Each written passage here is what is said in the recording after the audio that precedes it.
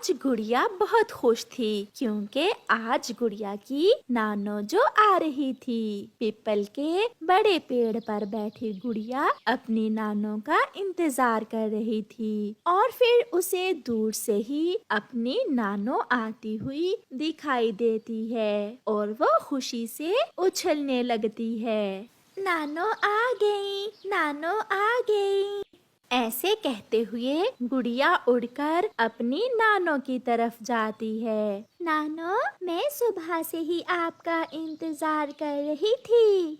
बहुत गर्मी थी गुड़िया बेटी, बहुत मुश्किल से यहाँ तक पहुँची हूँ। फिर गुड़िया और उसकी नानो घर आ जाती हैं। गुड़िया की मम्मा नानो को ठंडा लाल शरबत देती है। बारिश हुए भी काफी समय बीत गया है, इसलिए गर्मी बहुत बढ़ गई है। नानो, नानो, मेरे लिए क्या लाई है? मैं अपनी गुड़िया के लिए लाई हूँ छोटी सी गुड़िया। ये कहते हुए गुड़िया की नानो अपने थैले से गुड़िया को एक गुड़िया निकाल कर देती है, जिसे देखकर गुड़िया बहुत खुश होती है। माँ, सब पड़ोसी ठीक थे क्या? हाँ बेटी, सब ठीक थे। तुम तो आई नहीं मुझसे मिलने, सोचा मैं ही मिल आती हूँ। फिर वो सब ऐसे बातें करते हैं। फिर शाम को गुड़िया की मम्मा नानो को खाना देती है। मम्मा, मैं भी खाना नानो के साथ ही खाऊंगी। हाँ हाँ, क्यों नहीं, मेरी बेटी मेरे साथ ही खाना खाएगी और मैं नानो के साथ सोऊंगी भी। फिर गुड़िया और उसकी नानो खाना खा लेती हैं। उन दिनों गर्मी भी बहुत बढ़ रही थी और जंगल में मच्छर भी बहुत था। पहले तो वो सब बैठकर बातें करते रहते हैं, मगर जब गुड़िया की मम्मा सोने के समय अपना पंखा चलाती है तो वो खराब था। एक धुआं सा निकलता है और थोड़ा सा चलने के बाद पंखा बंद हो जाता है। ये क्या हुआ गुड़िया बेटी, इस पंखे को भी आज ही खराब होना था। मम्मा, पंखे की तार जल गई है। उधर मच्छर भी नानो के गिर्द गिर्द था। लगता था मच्छर तो आज गुड़िया की नानो को उठाकर ही ले जाएगा। रानो बेटी, यहाँ तो मच्छर बहुत है, मैं बहुत थकी हुई हूँ, कैसे नींद आएगी?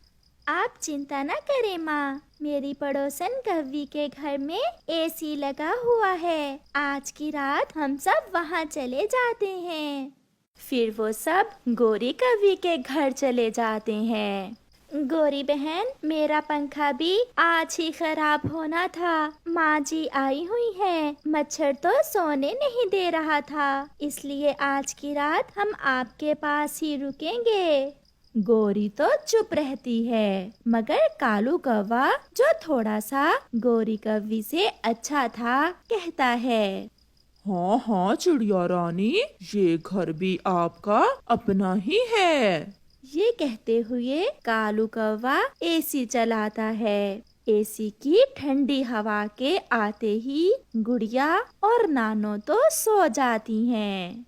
चिड़िया, मैं चुप इसलिए थी कि एसी का बिजली का बिल भी बहुत आता है। मैं तो कभी कभार ही एसी चलाती हूँ।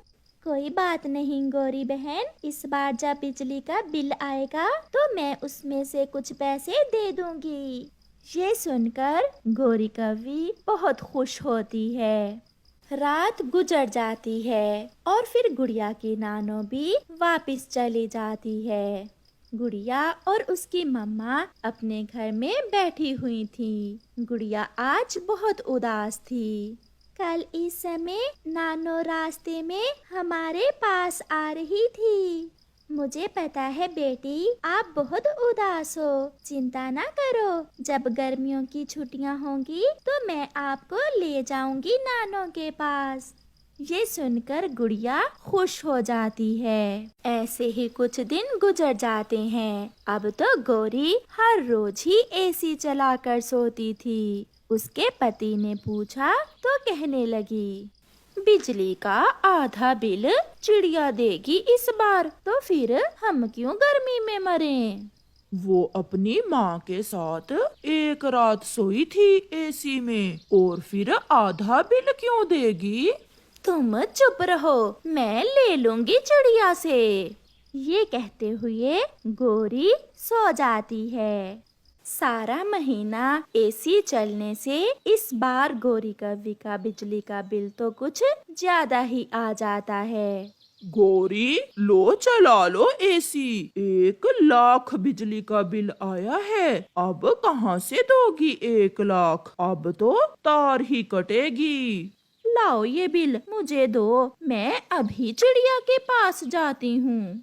फिर गोरी कव्वी अपने पति से बिजली का बिल पकड़कर चिड़िया के घर जाती है। चिड़िया, एसी में सोना आसान नहीं है, पूरा 1 लाख बिजली का बिल आया है। गोरी बहन, हम जैसे गरीब पक्षी तो पंखे में ही ठीक हैं, भला कहाँ से दे कोई 1 लाख बिजली का बिल। अब के बार तो इसमें से आधा बिल तुम दोगी। ये सुनकर चिड़िया बहुत हैरान हो जाती है। चिड़िया, हैरान क्यों हो रही हो? जिस दिन तुम्हारी माँ आई थी एसी में सोने, मैंने बताया तो था तुम्हें। मगर गोरी बहन, आधा बिल तो 50,000 बनता है, मैं कहाँ से 50,000 दूंगी? और एक रात का बिल 50,000 तो नहीं होता, मैं आपको 2,000 दे देती हूँ।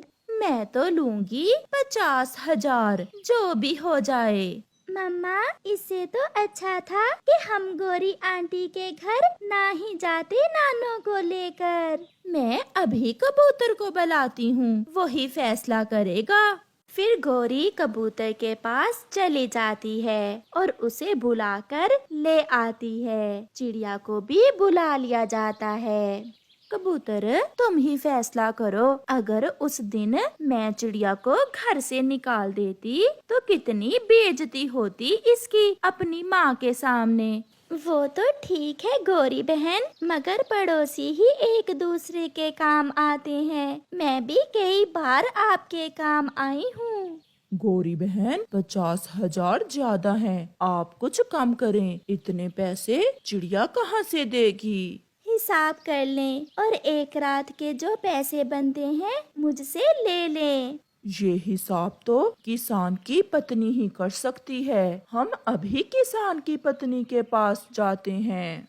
फिर चिड़िया और कबूतर गोरी को साथ लेकर किसान की पत्नी के पास चले जाते हैं। चिड़िया अपनी बात बताती है और गोरी अपनी बात बताती है। माँ जी, अब आप ही बताइए कि अगर 1 लाख 1 महीने का बिल हो तो एक रात के कितने बनेंगे? कवि, अगर तुमने अपनी पड़ोसन चिड़िया पर नेकी की ही है तो अब इससे 50,000 ना लो, बल्कि एक रात का बिजली का बिल 3,000 बनता है। और एक रात उस एसी के नीचे 3 हम और 2 ये थे। अब आप बताइए मैं कितने पैसे दूं? ये सुनकर गोरी थोड़ा घबरा जाती है, क्योंकि उसे पता चल गया था कि अब उसे कुछ नहीं मिलने वाला। तो फिर आप 5 पक्षी थे उस रात घर में? हाँ, थे तो 5 ही, 3 ये चिड़िया और 2 हम पति पत्नी। तो फिर चिड़िया के हिस्से में तो 1,800 बनते हैं एक रात के। चिड़िया 1,800 रुपए देने पर मान जाती है और फिर वो सब वापिस आ जाते हैं।